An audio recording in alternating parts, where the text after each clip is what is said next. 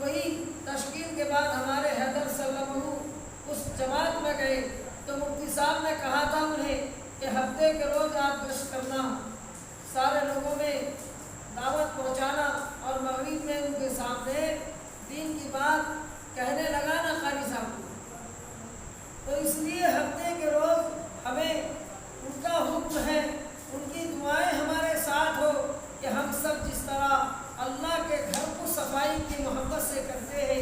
اسی طرح 5 وقت اگر ہم آج گھر میں پورے دن ہیں تو ہمارا کوئی نماز قضا نہیں ہونا چاہیے۔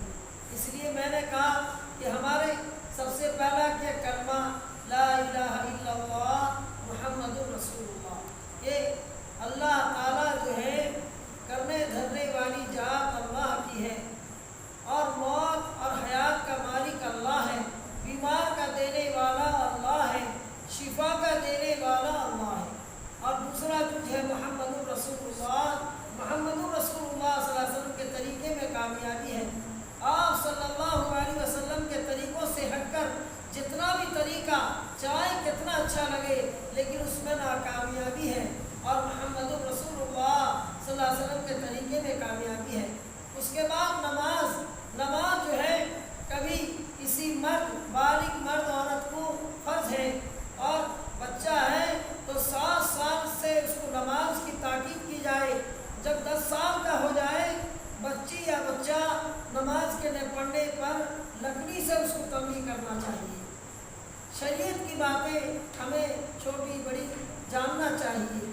کہتے ہیں کہ ایک جگہ جو ہے جنازے کی نماز تیار تھی اور سب لوگ نماز جنازہ پڑھنے کے لیے آئے تھے، اس میں بڑے بڑے آفیسر لوگ تھے، انجینئر تھے، بڑے بڑے پیسے والے تھے، اور اس میں سے مفتی صاحب کہتے ہیں کہ ہمیں آ کے کتنے پروفیسر صاحب کہہ رہے ہیں کہ وہ صاحب افسوس کی بات ہم تو پروفیسر بن گئے، انجینئر بن گئے، لیکن جنازے کی نماز کی دعا یاد نہیں۔ افسوس کی بات ہے کہ سب سے 1 نمبر پر جو ہے تعلیم دین کا، عربی کی تعلیم، کیوں عربی کی تعلیم جو ہے ہماری 1 نمبر پر ہونا، کیونکہ ہماری زبان ایک جگہ سے جب دوسرا جگہ قبر میں ہم منتقل ہوں گے وہاں سے عربی شروع ہوگی۔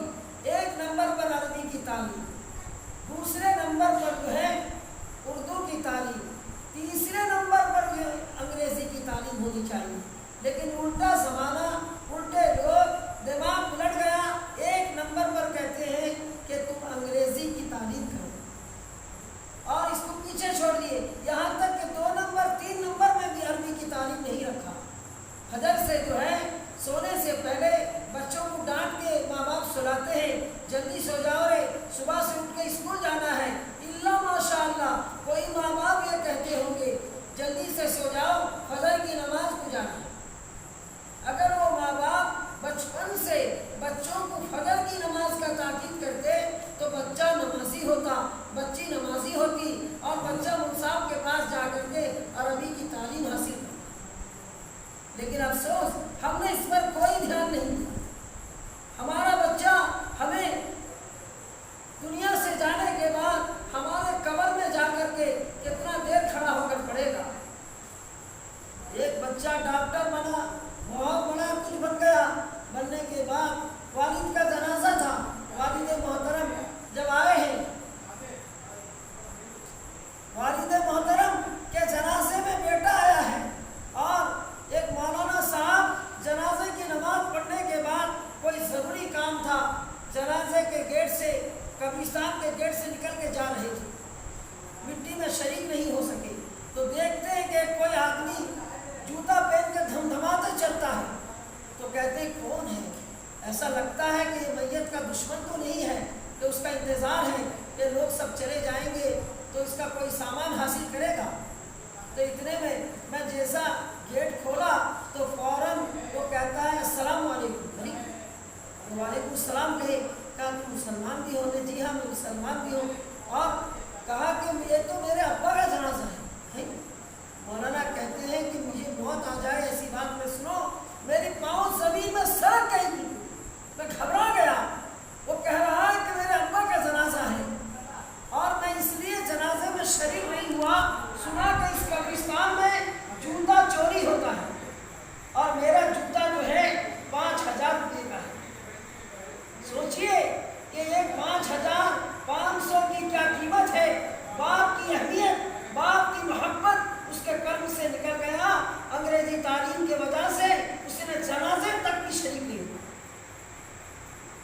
لیے میرے بھائیوں اب بھی مکتب میں اپنے بچوں کو بچیوں کو مدرسوں میں وابستہ کرو، علماء سے جڑ کے رہو۔ اگر ہم نے اس بات کا اہتمام نہیں کیا تو ہمارے بچے ہمارے مرنے کے بعد ہمارے قبر تک نہیں آئیں گے۔ اس لیے دوسرا نمبر نماز کسی حال میں معاف نہیں۔ آدمی بیمار ہو گیا تو اس کو اگر رکوع سجدہ کرنے میں تکلیف ہے وہ کرسی میں پڑھے گا، اگر بیٹھ کے نہیں پڑھ سکتا لیٹ کے پڑھے گا۔ دیکھا ہے بہت سارے بزرگوں کو کہ ان کا طبیعت جب بہت خراب ہو گیا وہ جو ہے اشارے سے نماز پڑھتے تھے، اشارے سے اللہ اکبر، اس میں رکوع تھا، اس میں سجدہ تھا، سب اشارے سے کرتے تھے، کئی روز تک ایسے بستر میں رہ گئے، لیکن نماز نہیں چھوٹی۔ اس لیے کہا کہ نماز